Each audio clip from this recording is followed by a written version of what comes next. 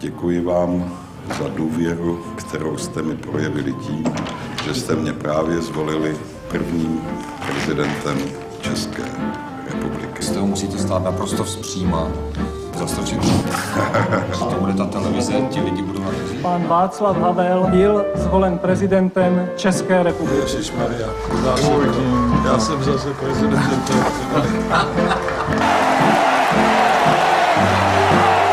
Prezident Jelcin zatím vzkázal vlastně jako osobně jedinou věc, že se hrozně těší na to pivo.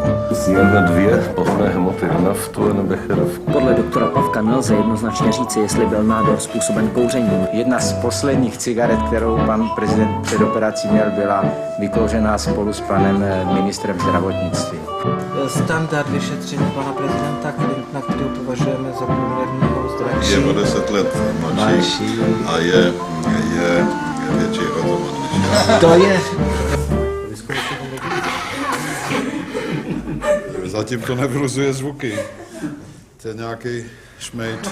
It is checkmate.